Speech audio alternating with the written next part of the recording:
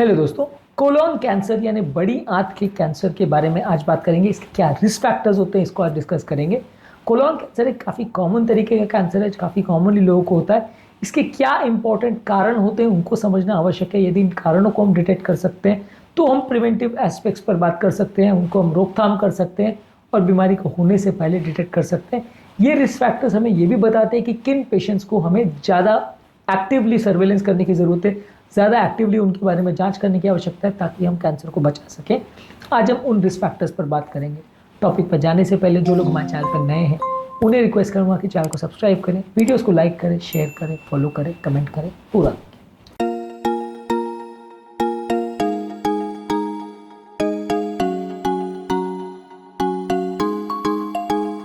ये टॉपिक हर उस व्यक्ति के लिए ज़रूरी है जो कैंसर के बारे में जानना चाहता है, इससे बचने के तरीकों के बारे में जानना चाहता है, क्योंकि कैंसर के बारे में यदि आप पहले से सजग हो तो आप काफ़ी हद तक कैंसर को बचा सकते हो।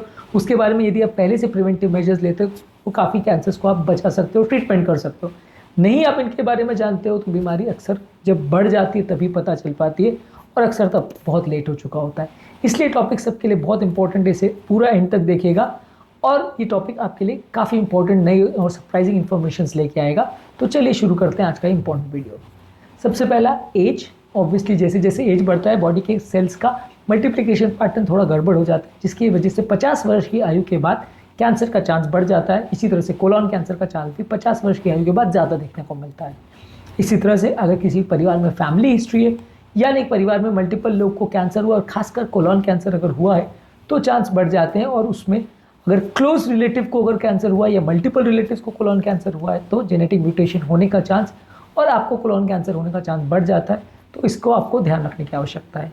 यदि किसी व्यक्ति को कोलोरेक्टल पॉलिप की हिस्ट्री है या पुराने कोलोन कैंसर की हिस्ट्री है जिसके लिए वो पहले ट्रीटमेंट ले चुका है तो दोबारा होने का चांस बढ़ जाता है। तो ऐसे व्यक्ति को और ज़्यादा विजिलेंस की ज़रूरत है कि जिसको पॉलिप पहले डिटेक्ट हो चुका है एंडोस्कोपी कोलोनोस्कोपी में, या जिसको पहले कैंसर डिटेक्ट हो चुका है और वो ट्रीटमेंट ले चुका है, ठीक हो चुका है, लेकिन फिर से रिकरेंस होने का चांस कई गुना ज़्यादा होता है। इसलिए इन व्यक्ति को ज़्यादा ध्यान रखने की आवश्यकता है। इसके अलावा यदि किसी व्यक्ति को इन्फ्लेमेटरी बाउल डिजीज़ है जैसे क्रॉन्स डिजीज़ और अल्सरेटिव कोलाइटिस, ये दोनों बीमारियां हैं जिसकी वजह से कोलोन कैंसर होने का चांस काफ़ी ज़्यादा होता है। यदि ये दोनों में से कोई भी बीमारी आपको है तो आपको कोलोन कैंसर का रिस्क है, इसके लिए जांच की आवश्यकता है। इसके अलावा यदि आपको कोई जेनेटिक प्रॉब्लम है जैसे FAP यानी फैमिलियल एडिनोमाइसिस पॉलीपोसिस या लिंच सिंड्रोम, इनमें से अगर कोई भी बीमारी है तो अगर आपको ये बीमारी अगर जेनेटिक म्यूटेशन डिटेक्ट होते हैं तो कोलोन कैंसर का रिस्क बढ़ जाता है। इसमें आपको एक्स्ट्रा सर्विलेंस की ज़रूरत है, रेगुलर जांच की ज़रूरत है। इसके अलावा डाइटरी फैक्टर्स में यदि आप सब्जियां बहुत कम खाते हैं, फ्रूट्स बहुत कम खाते हैं, होल ग्रेन्स कम खाते हैं, इसके बदले आप रेड मीट ज़्यादा खाते हैं, प्रोसेस फूड ज़्यादा खाते हैं, तली गली चीज़ें ज़्यादा खाते हैं, बहुत ज़्यादा शुगर वाली चीज़ें खाते हैं तो कोलोन कैंसर का रिस्क बढ़ जाता है। आपको कोशिश ये करनी है कि आपको इस रिस्क फैक्टर से बचने के लिए प्रॉपर डाइट लेने की ज़रूरत है, हेल्दी डाइट लेने की ज़रूरत है। ये कैंसर के रिस्क को भी कम करती है। इसके अलावा यदि आपका वजन ज़्यादा है, मोटापा है, तो उस तरह के व्यक्तियों को भी कोलोन कैंसर का रिस्क ज़्यादा होता है। यदि किसी व्यक्ति को डायबिटीज़ टाइप 2 है यानी अडल्ट ऑनसेट डायबिटीज़ है तो उस तरह के व्यक्तियों को भी कोलोन कैंसर का रिस्क ज़्यादा होता है। यदि कोई व्यक्ति अफ्रीकन अमेरिकन रेस का है तो वैसे व्यक्ति को भी कोलोन कैंसर का रिस्क ज़्यादा होता है।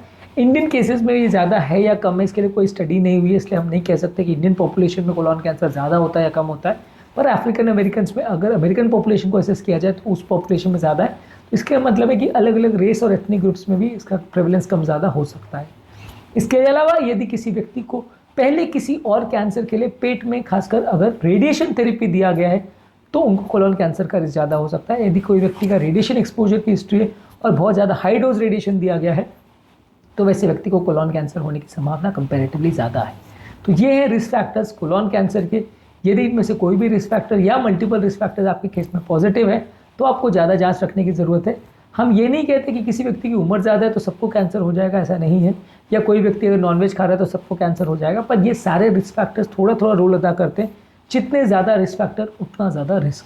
तो इसलिए मल्टीपल रिस्क फैक्टर्स हैं तो आपको ज़्यादा जाँच रखने की ज़रूरत है और इन रिस्क फैक्टर्स को कंट्रोल करने की ज़रूरत है ताकि कोलोन कैंसर का रिस्क कम हो जाए। उम्मीद करूँगा कि आज का टॉपिक कुछ नई बातें जानने को मिली होगी। कैंसर के लिए क्या बेस्ट फूड्स है, क्या वर्स्ट फूड है, क्या ट्रीटमेंट स्ट्रैटेजी, क्या डिटेक्शन स्ट्रैटेजीज़ है, उस पर हमने सेपरेट वीडियोस की, इनका पूरा प्लेलिस्ट हमारे चैनल पर अवेलेबल है, ज़रूर चेकआउट करें। टॉपिक एंड करने से पहले जो लोग हमारे चैनल पर नए हैं उन्हें रिक्वेस्ट करूँगा कि चैनल को सब्सक्राइब करें, वीडियोज़ को लाइक करें, शेयर करें, फॉलो करें, कमेंट करें, पूरा